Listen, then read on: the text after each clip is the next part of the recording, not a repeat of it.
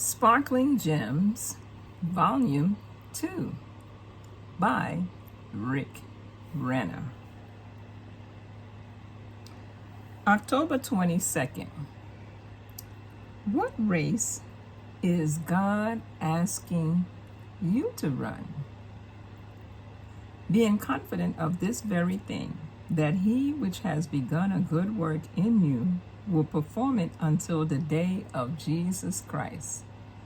Philippians chapter 1, verse 6. After years of searching for a permanent location for the Moscow Good News Church, our ministry finally found a facility that would suit our needs.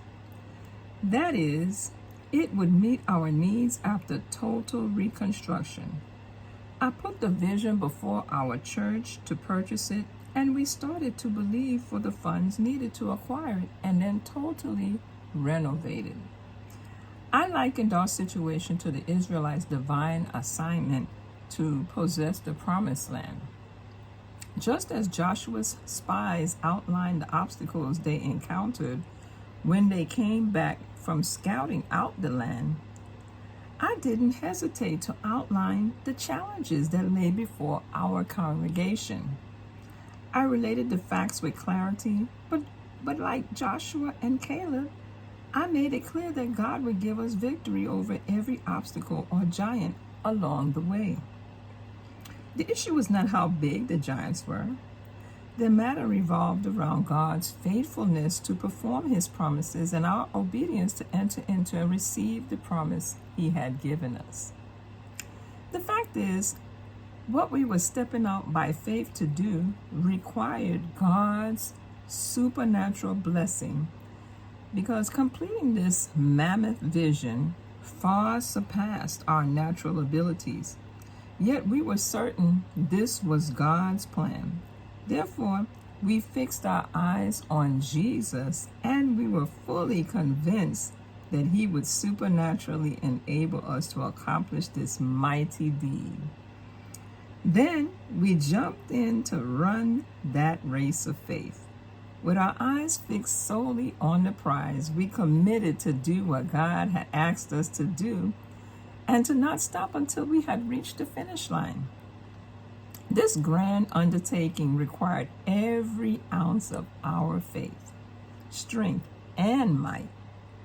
It demanded the highest level of faith for finances that Denise and I had ever released in our lives. It required our concentration and our intercession.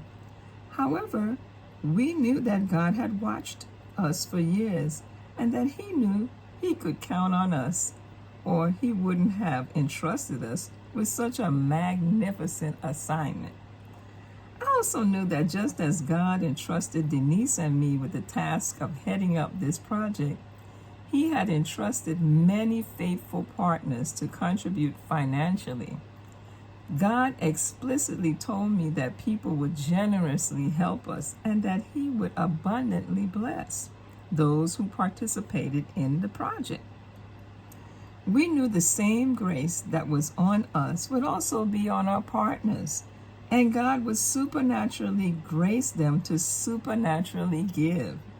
The Lord assured me that unusually large gifts would be given to help Denise and me, so that this huge assignment was not a burden. Gifts and offerings would be given to help us establish this gospel center in the heart of Russia, and heaven would keep records of every gift given. Those gifts would be credited to people's heavenly accounts that await them there. I have often reflected on God's faithfulness to our ministry as we ran that race of faith. He perfectly and completely fulfilled every single one of his promises to us. Although the challenges were terrific, we accomplished the vision. When we are all in heaven one day, the fabulous building that we now occupy in Moscow will still be filled with people worshiping Jesus. From the grandstands of heaven, Denise and I, along with all those who financially gave, will rejoice that we didn't shrink back from his command. With God's grace, we ran the race and finished it. What race is God asking you to run in your own life? Does it seem huge, gigantic, massive, and colossal to you? When you ponder what He's asking you to do and the ramifications of your obedience, does it rattle you, shake you, or make you shudder? Does it excite you, stir you up, stimulate you, and thrill you to know that God trusts you to believe Him for the impossible? Each one of us has come too far to shrink back from God's command now. It's too late to turn around and run the other direction. As we near the last of the last days, there's no place for fear or timidity. The time is short, and God is looking to each of us to fulfill His plan for these last generations. God is depending on you and me, and we must give our lives to do exactly what He is asking. There is nothing more important in life than heeding His voice and doing what He is requiring. God could choose anyone, but He is choosing you. So, whatever your task or assignment is, think about what an honor it is that God would use you to accomplish such a feat. You must push aside fear, reach deep inside to the anointing and power of God that resides within you, stand on His promises of provision and strength, and step forward by faith to see it done. You will never know what God can do unless you do something that gives Him the opportunity to show you. As the children of Israel prepared to cross the Jordan River into their promised land, the river was at flood stage, its highest stage of the year. Yet God commanded Joshua to instruct the priest to step right into the river. God assured him that if he did, the water would supernaturally part so that he and the priests and the rest of the Israelites could pass through on dry ground. Imagine what Joshua must have felt. People were watching him and the priests looking to see if the water would part as their leader had promised. Every eye in Israel was peering at Joshua in speculation. But this wasn't Joshua's moment to shrink back in fear. It was his moment to obey. Standing on the brink of the Jordan River with its dangerous waters rising higher and higher, Joshua obeyed God's command, and the priests lifted their feet to make that first brave step into the raging, overflowing waters. As they obeyed, the waters parted just as God had promised. The Bible tells us, and the priests that bear the ark of the covenant of the Lord stood firm on dry ground in the midst of Jordan, and all the Israelites passed over on dry ground until all the people were passed clean over Jordan. See Joshua chapter 3, verse 17. It took one man's courage and obedience for those waters to part.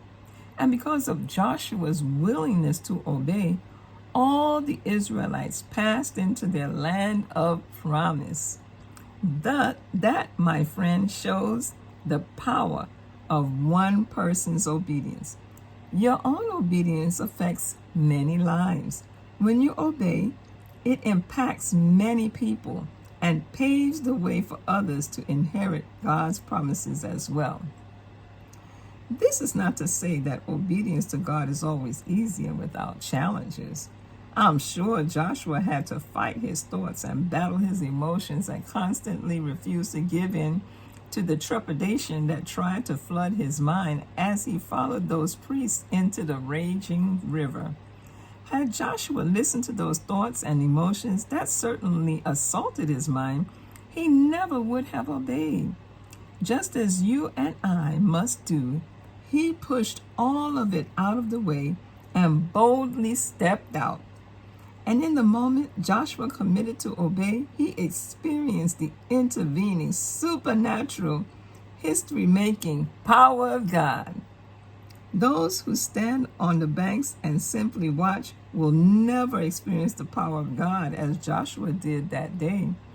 If they want to see and experience God's power, they must be willing to get up, get out, and do exactly what God is asking them to do. Certainly, there will be a season for you to develop a dream or vision so it can take root in your heart.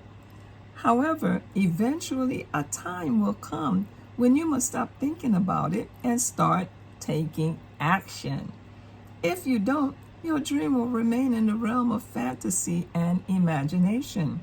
But when you finally act on that dream and step forward to do what God has asked of you, that is the moment you will see God move into action and part the waters before you. I'm so thankful that Denise and I, along with our staff and our church and our partners, put our feet into the waters in front of us. We thought, prayed, planned, and talked about it for years. Then God asked us to take action and obey. He has given us assignments in the past that we obeyed, and we had experienced His power as a result.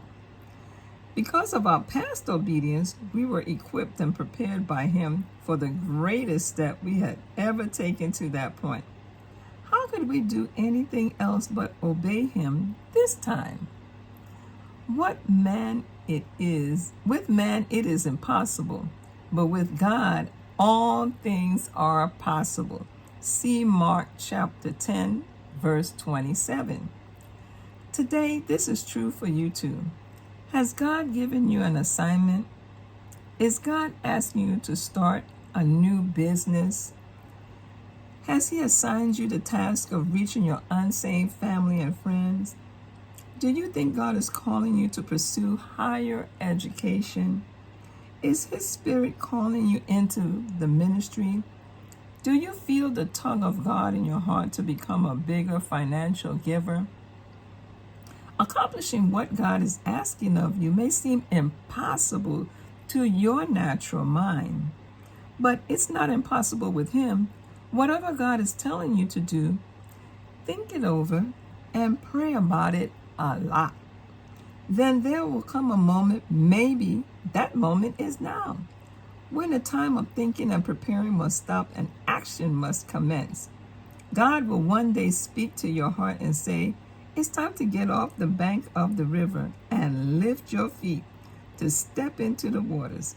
If you'll do what I say, I assure you that you will see my power as never before. If you know it's time to step out in faith, you must take your eyes off the raging turbulent waters before you and fix your eyes on Jesus Himself. He is the author and finisher of your faith. See Hebrews chapter 12, verse 2. You can be sure that what He starts, He will always finish. That's why Paul said, being confident of this very thing, that He which has begun a good work in you will perform it until the day of Jesus Christ. Philippians chapter 1, verse 6. The word confident is from the Greek word pitho, which means to be fully persuaded or fully convinced. Paul is literally saying, I'm fully and completely persuaded and convinced that He which began a good work in you will perform it until the day of Jesus Christ. The word perform is the Greek word epitelio, which is a compound of the words epi and telos. The word epi gives force to the word. The word telos describes something that is accomplished, culminated, or fulfilled. However, the way it is used in Greek, it emphatically means that God Himself will move you toward the goal, and He will not stop until you have reached the end. That means God is with you at the beginning of your journey, in the middle of your adventure, and He will empower you to make it all the way to the finish line. You may not always feel like you are an overcomer, but God's grace is moving you. one step at a time toward your land of promise. Joshua's obedience resulted in all of Israel passing over into their land of promise. And think how your willingness to obey will make the way clear for others to follow, to see, touch, and taste the power of God in their lives. When you obey God, it brings His power into play on a scale far greater than you could have ever dreamed or imagined. However, such power belongs only to those who obey. What is your life assignment? What is the step of faith you need to take to fulfill your own destiny? What promise awaits you on the other side of the river? What is stopping you from taking the next steps to get there? Is it time for you to stop just thinking and start acting on what God has given you to do? Denise and I know what it means to accept a faith assignment. Therefore, we understand what you may be feeling as you step out in faith to obey what God has told you to do. We assure you that God will protect you and supernaturally provide everything you need to accomplish the job He is asking you to do. As Denise and I lifted up our feet and stepped forward by faith to do this seemingly impossible task, we understood that it was our assignment and that God had long been preparing us for this moment. He was depending on us to obey. He is likewise depending on you to hear His voice and to do what He is telling you to do right now. What race is God calling you to run? What river is He calling you to pass over? I deeply believe that God will empower you to do the most radical supernatural thing you have ever done in your life. It may seem as impossible as crossing the Jordan at flood stage, but His grace and power will pick you up and carry you toward the goal, and He'll bring you all the way to completion. If that describes you, and if you do exactly as God instructs you to do, your obedience will split open the spirit realm and bring the supernatural power of God into your life on many levels. I'm convinced that your obedience will trigger miracles in your own life and in your family, relationships, health, finances, and business, including the fulfillment of things you've sought, prayed for, and desired to come to pass for many years.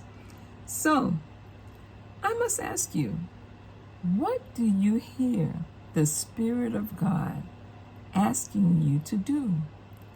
Whatever it is, your obedience will result in a manifold blessing of His power to increase you in every area of your life and to make you a blessing to many others for generations to come. My prayer for today. Father, I hear You beckoning me to step forward by faith, and I am inspired to do what You are telling me to do. I've been in a preparation season for a long time. I thank You that You are finally telling me it's time to step forward, to put my feet into the rivers, waters, and to see Your supernatural power make a way for me to enter into the land You promised to me and that You've been speaking to me about. Thank You for having confidence in me with the Holy Spirit living inside of me.